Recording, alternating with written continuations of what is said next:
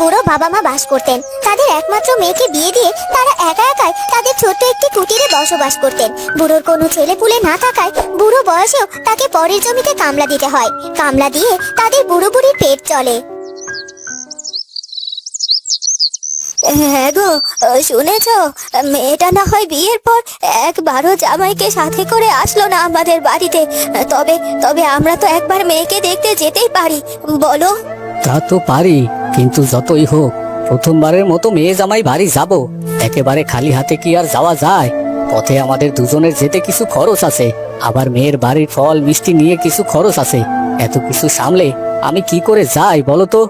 সবটাই তো বুঝি, তবে মেয়েটাকে দেখার জন্য যে মনটা কেমন কেমন করছে। তোমাকে আর কি দোষ দেব? আমারও তো বেশ কদিন ধরে মেয়েটার জন্য মন কেমন করছে। যাগে, কদিন কিছু টাকা জমিয়ে কিছু বাজার করে না হয় মেয়ে জামাইকে দাওয়াত করে আনবো বাড়িতে। হ্যাঁ রে নন্টে, এতদিন হয়ে গেল তোর বিয়ে হয়েছে, তবে তুই তুই শ্বশুর বাড়ি থেকে কি জামাই ষষ্ঠীর একটা দাওয়াতও পাবি না নাকি? এই কেমন জায়গায় ছেলেকে বিয়ে করালাম সেটাই তো বুঝতে পারছি না বাবু। বিয়ের বছর পেরিয়ে যায় তবুও মেয়ে জামাইকে একটা দাওয়াত পর্যন্ত করলো না। আর আর তারাও তো এই বাড়িতে একটিবারের জন্য মেয়েকে দেখতে এলো না।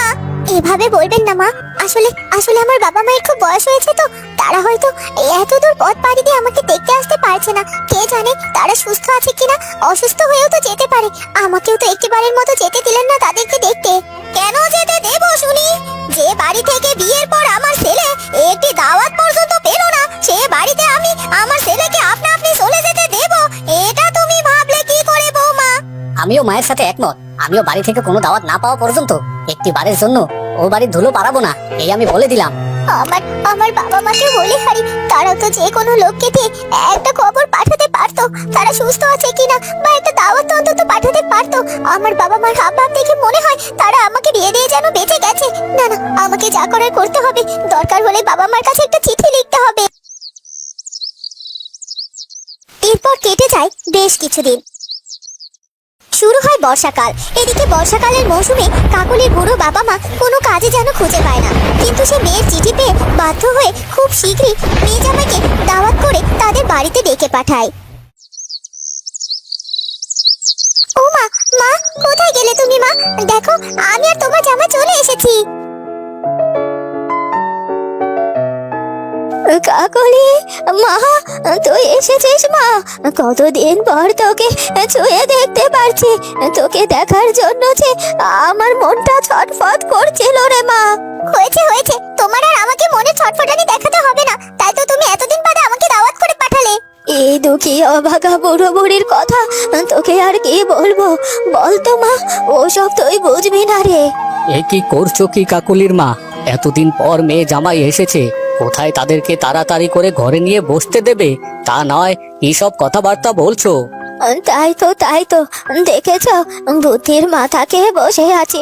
আয় মা আয়, এসো জামাই বাবা জীবন, ঘরে এসো। তোমরা ঘরে গিয়ে হাত মুখ ধুয়ে বসো, আমি তোমাদেরকে খাবার দাবার ব্যবস্থা করছি। এরপর কাকলি তার জামাইকে নিয়ে ঘরে চলে যায়। তার একটু পরে বুড়িমা তাদের খাবার খেতে দেয়। এতদিন পর জামাই এসেছে শ্বশুর বাড়িতে। কোথায় জামাইকে তার শ্বশুর শাশুড়ি ভালো মন্দ রুই কাতলা ইলিশ রেঁধে খাওয়াবে? তা নয়, জামাইকে কিনা এই সুনোপুটি খেতে দিয়েছে, সাথে এই কচু শাক। এসব যদি আমার মা জানতে পেরেছে না, তবে তোমার হবে কাকলি। ছি ছি মা, এইসব তোমরা কি করেছো? আসলেই তো এতদিন পর মেয়ে জামাই এসেছে আর তোমরা কিনা এই চুনোপুটি রেঁধেছো? তোর মাকে আর বকাবকি করিস না মা, যা ভুল হওয়ার তা আমার হয়েছে। আসলে হয়েছে কি মা, এখন তো বর্ষাকাল, মাঠে কামলার কাজের জন্য কেউ তেমন করাতে চায় না, তাই তো আমার রোজগার পাতি এখন নেই বললেই চলে। তাই তো তোদের আমি ভালো মন্দ এনে খাওয়াতে পারছি না রে মা। এখন যেহেতু ভালো মন্দ এনে খাওয়াতেই নাই পারবে, তাহলে এই সময় মেয়েকে জামাইকে কেন দাওয়াত করলে? না না, আমি এত কিছু শুনতে চাই না। তুমি কালকের মধ্যেই তোমার জামাইয়ের জন্য ইলিশ রুই সবকিছু এনে খাওয়াবে। এরপর খুব কষ্ট হলেও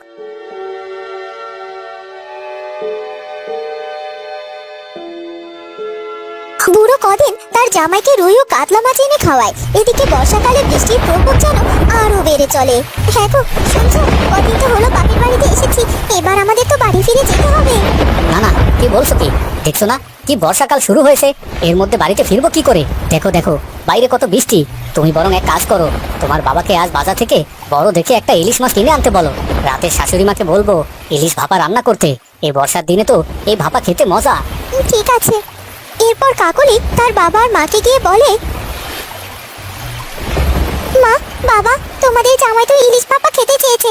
বাবা, তুমি এক্ষুনি গিয়ে বড় দেখে একটা ইলিশ মাছ কিনে নিয়ে এসো তো। আর মা, বাবা ইলিশ মাছ কিনে আনার পর তুমি সুন্দর করে ইলিশ ভাপা রান্না করবে। এই কথা বলে কাকলি সেখান থেকে চলে যায়। কাকলির সব কথা শুনে বুড়ো বাবা মা মহা বিপদে পড়ে যায়। কাকুলিমা এসব কি বলে গেল বউ?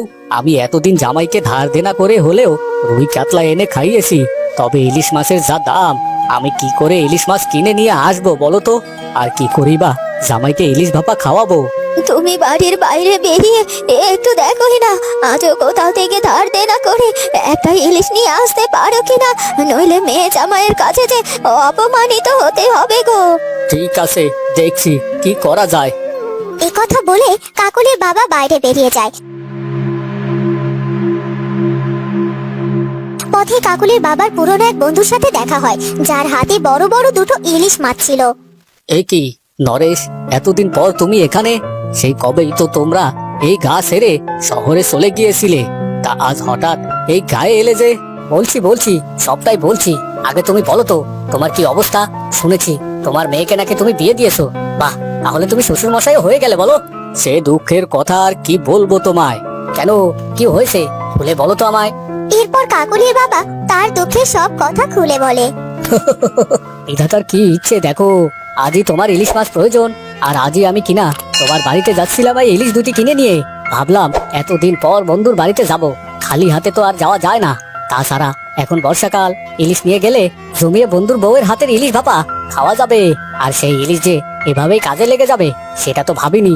এবার কথা না বাড়িয়ে চলো তো দেখি বাড়িতে গিয়ে। তুমি তো আমায় বাঁচালে নরেশ। এরপর কাকলির বাবা তার বন্ধু নরেশকে সাথে নিয়ে বাড়িতে যায় এবং বাড়িতে গিয়ে সে তার স্ত্রীকে সব কিছু খুলে বলে। বাবা, এ তো খুব ভালো কথা। এবার তোমরা ঘরে গিয়ে বসো, গিয়ে গল্প করো, আর আমি খুব শীঘ্রই ইলিশ ভাপা রেঁধে নিয়ে ঘরে আসছি। এরপর কাকলির মা ইলিশ ভাপা রান্না করতে চলে যায়। ইলিশ ভাপা রান্না শেষে সবাই ঘরে একসাথে খেতে বসে। খেতে বসতে গিয়ে কাকলির বর কাকলির বাবার বন্ধু নরেশকে দেখে অবাক হয়ে যায়, কারণ নরেশ ছিল কাকলির বরের অফিসের মালিক। এ কি স্যার, আপনি এখানে? আপনি আমার শ্বশুর বাড়িতে কি করছেন? ও আচ্ছা, তাহলে কাকুলির বর তুমি। আমি কাকুলির কাকাবাবু। আমি কাকুলির কাকাবাবু হই, বুঝলে তো? স্যার, আপনি এনাদের আত্মীয়? জি হ্যাঁ, তোমার নামে আজ যা শুনলাম তাতে করে তোমার আমার অফিসের চাকরিতে রাখার কোনো ইচ্ছেই নেই। নেহাত তুমি আমার কাকুলির বর বলে এই যাত্রায় বেঁচে গেলে। চাকরি কামাই করে তুমি কিনা শ্বশুর বাড়িতে বসে বসে অন্ন ধ্বংস করছো। না না স্যার, আপনি আমার চাকরি খাবেন না। আমি আজই বাড়িতে ফিরে যাব, আর কাল থেকেই চাকরিতে যাব। হয়েছে, এবার সবাই মিলে বসে একসাথে ইলিশ জমিয়ে ভাপা খাওয়া যাক। আর শুনে রাখো, এরপর থেকে এনাদের কারোর সাথে যদি কোনো খারাপ ব্যবহার করেছো তবে কিন্তু তোমার চাকরি থাকতেও পারে, নাও থাকতে পারে। না না স্যার, আমি আর ভুলেও এনাদের কারোর সাথে কোনো খারাপ ব্যবহার করব না, এই আমি কথা দিচ্ছি। এরপর সেদিন ইলিশ ভাপা খেয়ে কাকলির বর কাকলিকে নিয়ে তাদের বাড়িতে ফিরে যায় এবং নরেশের সাহায্যে তারপর থেকে কাকলির দুই বুড়ো বাবা মাও দিব্যি সুখে শান্তিতে দিন কাটাতে থাকে। বন্ধুরা, কেমন লাগলো আমাদের আজকের গল্পটি?